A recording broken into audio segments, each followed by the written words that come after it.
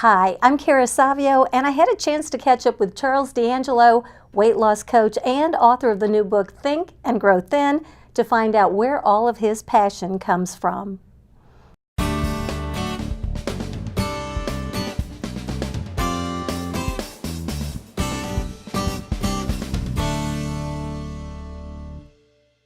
Charles, what was it like for you growing up as a child in a family that was overweight and full of addictions?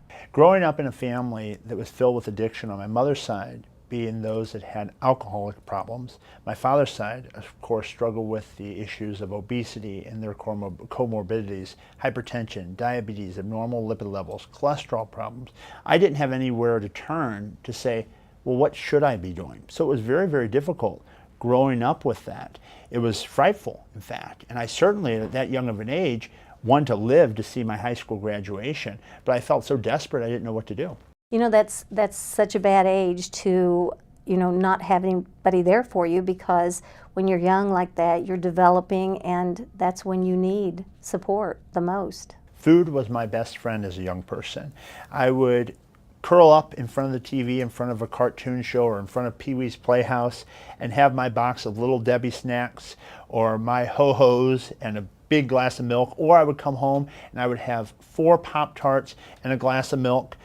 Breakfast was Pop-Tarts, milk, and then on the way to school, in regard to what my parents did to kind of help me to pacify the pain I was going through, my mom would always stop at a 7-Eleven or a convenience store and let us get candy or snacks. So I would then have a regular soda, Chex Mix, and I would get a candy bar then to have during the mid-morning break at school. So I learned to associate a lot of pleasure with unhealthy foods at a very young age. I think a lot of parents could learn something from you. I really do. That their behaviors do affect their kids. The best thing they can do is educate themselves. I have so many parents that bring their children to my office or their teenagers into my office, and they're both overweight, and they're fearing the future for their child when they should be also fearing the future for themselves. A lot of it has to do with knowledge, know-how, what to do, right? And in my book, I tell you exactly what to eat, when to eat, how much to eat, what to do with exercise. But again, the glue that holds all this together and what's missing in everything else that's out there is the mindset, because you can know everything there is to know. But if you don't know how to apply it, if you don't know how to come to food and learn how to disconnect from it emotionally, and despite whatever chaos is going on in your life, you know how to use food rather than it use you, you're going to be victim to this terrible cycle indefinitely. What was the final straw for you? What was the final moment? Because you were headed on the wrong path. What happened that all of a sudden one day something clicked for you? I think it was a series of events. What really motivated me to change was people all around me. High school counselors, peers, family members, not in such a nice way, some of the family members, would say things to say that I should probably change. But it would go in one ear and out the other, and I would be in McDonald's drive-through line a half hour later. So it was really not something that happened all at once. It was a series of events. The real turning point was when I was 17 and I'd actually mustered up enough confidence to go to a gym. I'd saved money from working after school and odd jobs here and there, saved enough money to go to a gym, but I was turned away because I didn't have a credit card. Now, you talk about devastating. You muster up the courage to walk through a gym's doors. And a gym, in my head, I just had visualized all sorts of in-shape, confident, great-looking, attractive people, and I was going to be the sore thumb there. And I went, and being turned away, I went home and laid in bed, and there was a time when I started crying, because it was an August afternoon. I was laying in bed, and I looked at the ceiling, and I said, God, if you'll just help me to be normal. I didn't say have a six-pack and be Mr. Fitness. I just said just be normal. I would do more to contribute to other people's lives than anyone before me. At that time, I didn't think that it would mean becoming a weight loss coach to America. I just knew, because of the gifts that I'd experienced. I'd been very good in music. I was always a good student. I just knew I had a lot to contribute. And so I put the two together. I said, all these gifts, and on the brink of death physically, not being able to make it up 4 stairs, not having any confidence, not having any social relationships, those aren't equivalent. So I realized something was out of check, and it was my behavior. What role did God play in your journey? God has played a huge role in my journey. From The moment I made the decision to change and teaming up with him, if you will, looking at the ceiling in tears and saying if he would just make me normal, I would do more to contribute to other people's lives than anyone before me. I would use all the gifts, the resources he gave me, the grace he's given me to serve others. He's been a guiding force in my life all along. I believe that all the opportunities I've been given, from having been endorsed by President Bill Clinton, my book being endorsed by him, helping people from all walks of life, I don't believe in coincidence. I believe that God is involved in this more than most people could ever dream of. God leads people to certain things. God led me to realizing that I needed to change, that not only did I need to, but I could. And he also led me to realize that there was a gap in the world. The gap was there was no coach. There was no one there saying, Charles, just stay focused. You can do this. Even when things are chaotic at home, even when there's challenging times going on, stick to this. You're going to get to where you need to be. Through that, some people would look at it as a negative. I don't. I say it's a blessing because I realized that I could fill that gap, that I could be that person for all the people out there that have almost given up on themselves, that I'll give them the hope that they've been looking for. You say that people can't look at themselves as fat, but that's not easy to do. Like, how do you stop somebody from seeing themselves in the mirror and seeing themselves as a fat person? I think that you become very congruent in what you do every day and systematic. So you totally detach from the image thing. When a person comes to me, I say, we're not here to try to get you thin. We're here to get you healthy. And by being healthy, your body then will reflect that of health, not the opposite way around where I'm trying to lose something. A great mentor or influence on me, Tony Robbins, once said, if you lose something, you'll go looking for it, right? What I look at it is if you feed yourself in a very nutrient-rich way, you're very active, you're oxygenating your system, getting regular exercise in, your body will reflect that of someone that's healthy, right? If you behave as a healthy person behaves, you're going to be healthy. The thing is you have to get your identity to what you want it to be. There is no such thing as your identity being something other than what you want it to be. It's you choose to do what you want to do. Events don't define us. It's the decisions we make after an event that then decides our future.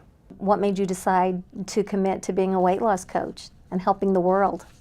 After I lost the weight, I was so charged up with how much my life had changed. I was much more confident. I had the confidence to approach women and talk to girls. I went on dates. I was developing friendships with guys my own age.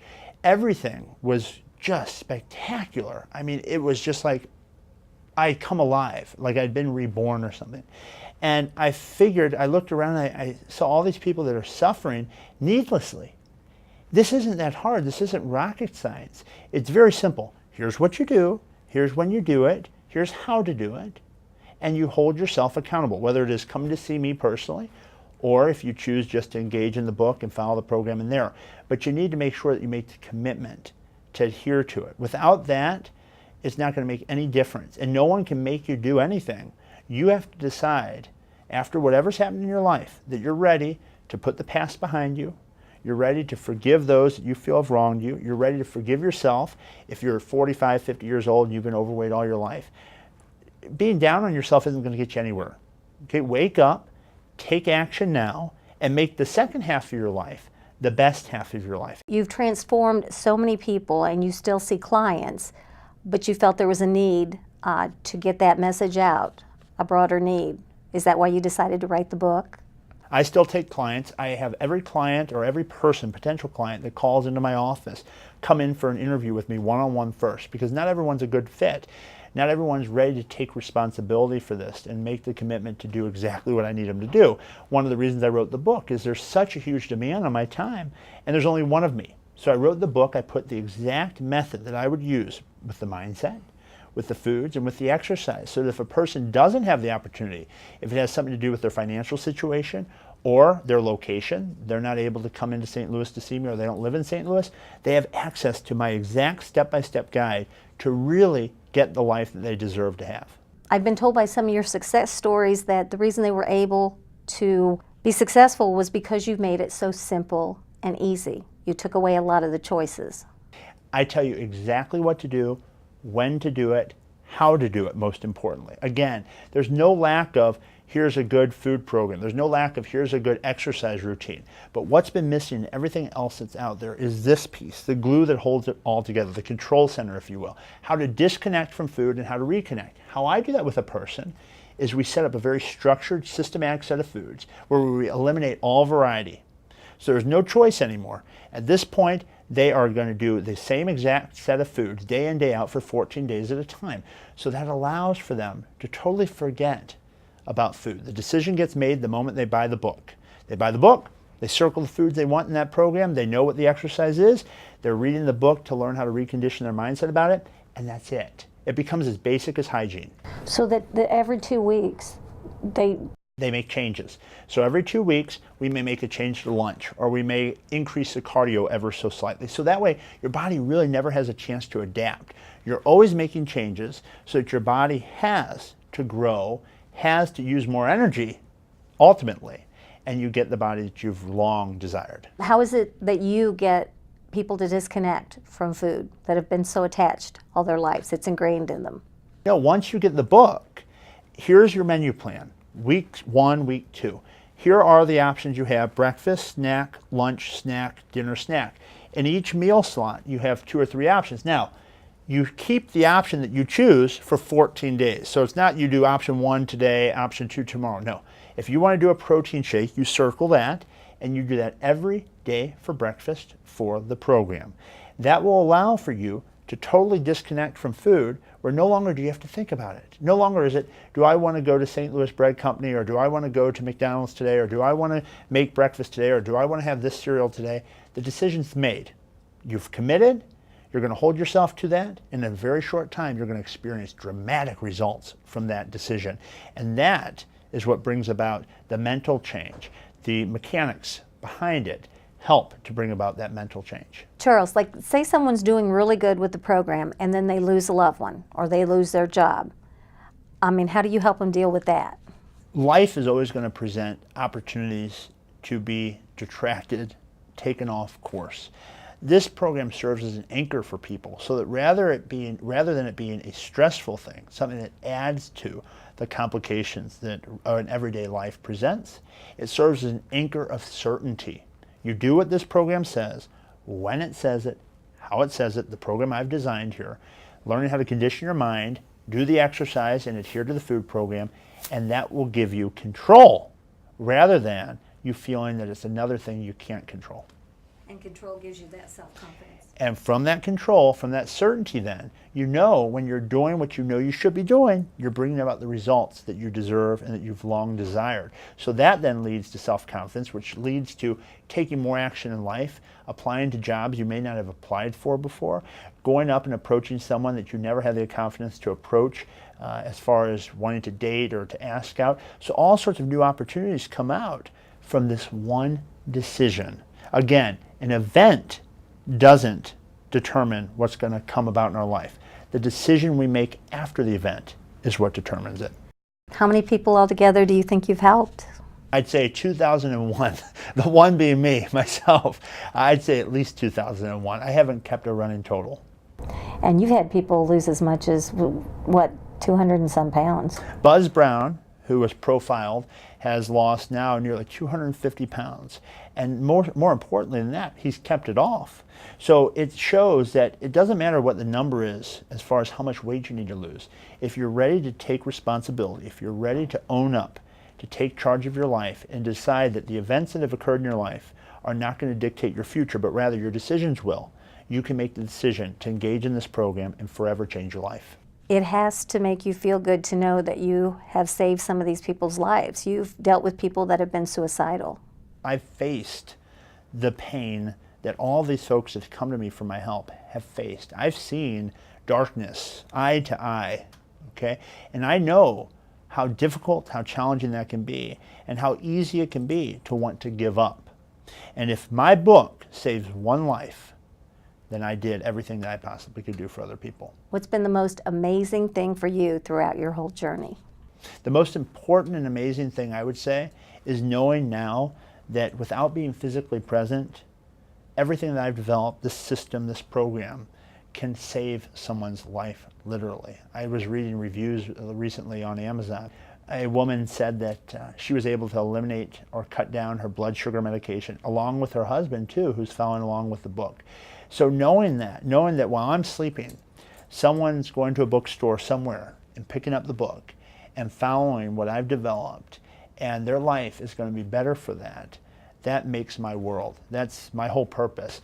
I love what I do. I tell people I don't really feel like I work. The most work I do in a day probably is getting dressed to go to work. I love what I do. I love being able to communicate with people, share my passion, share my mission, because this is more than just a method. This is my mission, and that is to inspire, motivate, ultimately contribute to the world in the way that I believe I'm uniquely skilled to. What's Charles D'Angelo's future look like? I want to keep helping as many people as I can. My whole mission is to spread this message as widely as I possibly can, so that the people that are sitting at home right now in front of the computer screen that think they've tried every program out there, they're willing to go out to the bookstore, pick up the book. They don't have to come to me personally. If they want to, I would love to meet them. But most importantly, they're willing to put themselves out there again. They're willing to try one last time. And if they do, I know that with the commitment that my program requires, this will be the program that will change their life and that will change their perspective on themselves.